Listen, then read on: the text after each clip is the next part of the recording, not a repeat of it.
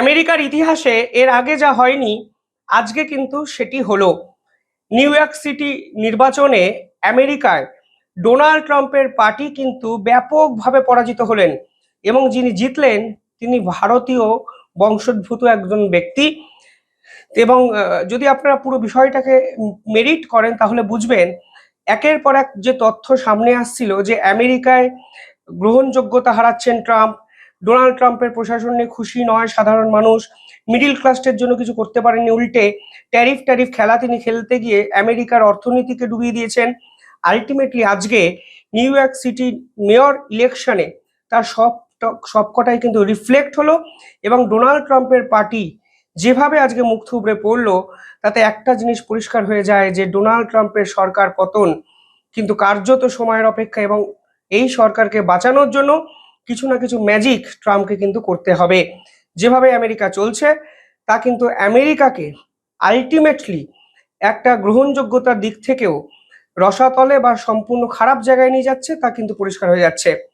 New York city আজকে mayor নির্বাচন হয়েছে এবং এই নির্বাচনে যিনি জিতেছেন তার নাম জোহরাম মামদানি। এই মামদানির জেতা কিন্তু অত্যন্ত সিগনিফিকেন্ট, কারণ নিউ ইয়র্ক সিটির মতো একটি সর্ববৃহৎ শহরে সাউথ এশিয়ান রিজিয়নের কেউ জিতবে সেটা কিন্তু কেউ ভাবতে পারেনি। এবং এটি কিন্তু আমেরিকার ইতিহাসে প্রথমবারের জন্য হলো যে সাউথ এশিয়ান ইয়ংগেস্ট মেয়র, তাই তিনি কিন্তু নিউ ইয়র্ক সিটির দায়িত্ব নিলেন। আপনারা অনেকেই হয়তো জানেন এনার বয়স 34 বছর, 1991 সালে এনার জন্ম এবং এনার সঙ্গে কিন্তু ভারতবর্ষের যোগ স্পষ্ট, কারণ এনার মা বিখ্যাত চিত্র পরিচালক মীরা নায়ার, আপনারা সকলেই হয়তো এর নাম শুনেছেন। এবার আমেরিকার পলিটিক্যাল যে বর্তমান যে সিচুয়েশন সেইখানে কেন এই পুরো বিষয়টি অত্যন্ত সিগনিফিকেন্ট হয়ে যাচ্ছে, কারণ ডোনাল্ড ট্রাম্প প্রকাশ্যে এই মামদানিকে দিনের পর দিন হুমকি বা হুঁশিয়ারি দিয়েছেন। এমনকি তিনি বলেছিলেন যদি এই ব্যক্তি জয়লাভ করে তাহলে নিউ ইয়র্ক সিটির মতো শহরের ফেডারাল যে স্ট্রাকচার তা তিনি ধ্বংস করে দেবেন এবং ফান্ডিং বন্ধ করে দেবেন। একটি রাষ্ট্রে প্রেসিডেন্ট মেয়র নির্বাচন নিয়ে এইভাবে ইনভলভ হয়ে গেছেন তা কিন্তু আমেরিকার ইতিহাসে এর আগে কখনো হয়নি।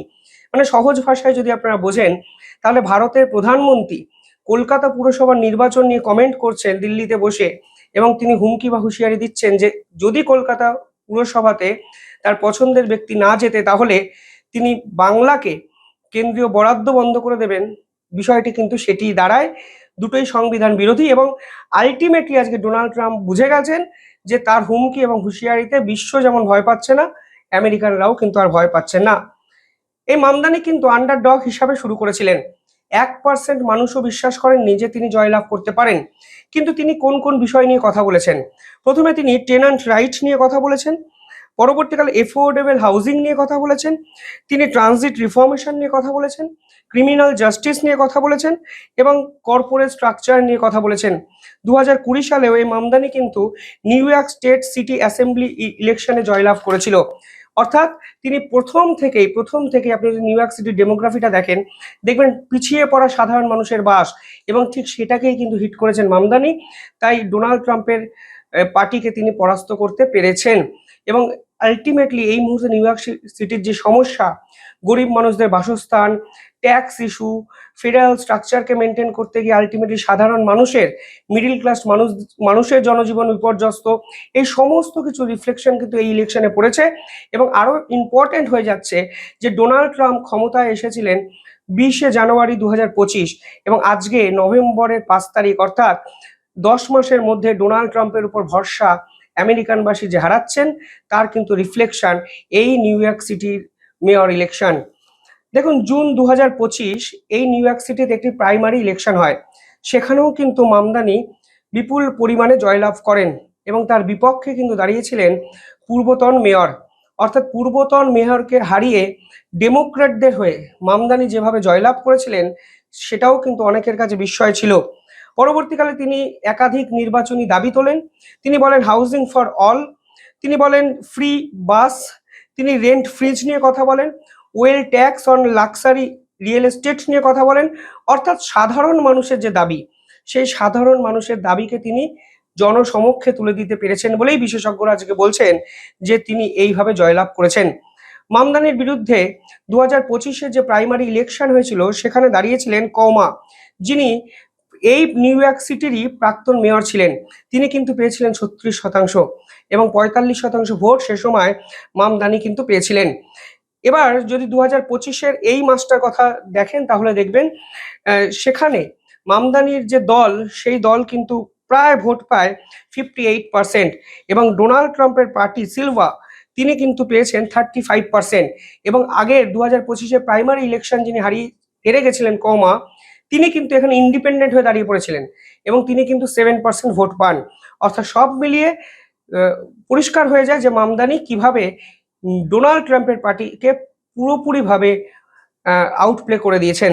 দেখুন, আপনারা অনেকেই বার্নি স্যান্ডার্সের নাম জানেন। তিনিও একটি টুইট করেছেন, আমি দেখলাম, যেখানে তিনি বলেছেন যে 1% ভোট যার ছিল না, সেখান থেকে আজকে আমেরিকার ইতিহাসে এইভাবে কামব্যাক করে জয় নিঃসন্দেহে সিগনিফিকেন্ট, এবং এটা কিন্তু প্রমাণ করে দিচ্ছে যে আমেরিকার রাজনৈতিক যে পরিস্থিতি বা পরিবেশ, সেখানেও কিন্তু একটা আরবান পলিটিক্সের গুরুত্ব বাড়ছে।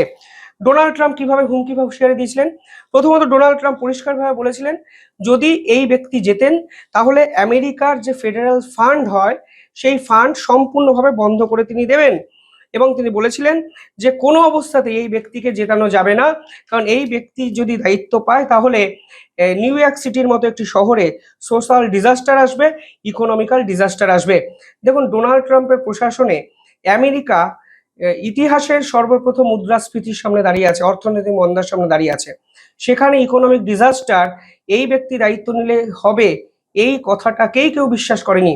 কিন্তু অনেকে চমকে গেছিলেন যে কেন মেয়র ইলেকশনে ডোনাল্ড ট্রাম্প এইভাবে ইন্টারফিয়ারেন্স করতে চাইছেন বারংবার। পাশাপাশি মামদানিকে তিনি র্যাডিক্যাল লেফটিস্ট বলে দিয়েছেন। তিনি বলেছেন who would destroy what is left of law and order, অর্থাৎ নিউ ইয়র্ক সিটিতে যেটুকু অবশিষ্ট আছে সেটুকু এই মামদানি নামক ব্যক্তিটি ধ্বংস করে দেবে। এবং তিনি র্যাডিক্যাল, তিনি লেফটিস্ট, কমিউনিস্ট, এদের কোনো জায়গা আমেরিকার রাজনীতিতে নেই। এরকম বহু হুমকি বা হুঁশিয়ারি ডোনাল্ড ট্রাম্প বারংবার দিয়েছেন এই মেয়র সিটি ইলেকশনকে কেন্দ্র করে। আর এখানে এই ইলেকশন অন্য গুরুত্ব পায়। দেশ বিদেশের সংবাদ মাধ্যম এই ইলেকশনকে কভার করতে শুরু করে, এবং সাধারণ মানুষ কাকে ভোট দেবে এটা নিয়ে কিন্তু ভারতের মতো দেশও উদ্গ্রীব হয়েছিল, কারণ যতই আমেরিকার রাজনীতি হোক এটা রিফ্লেক্ট করছে যে ভারতের সঙ্গে আমেরিকার প্রেসিডেন্ট ডোনাল্ড ট্রাম্প যেরকম বৈষম্যমূলক আচরণ করেছেন তা নিয়ে আমেরিকানবাসী কি ভাবছে।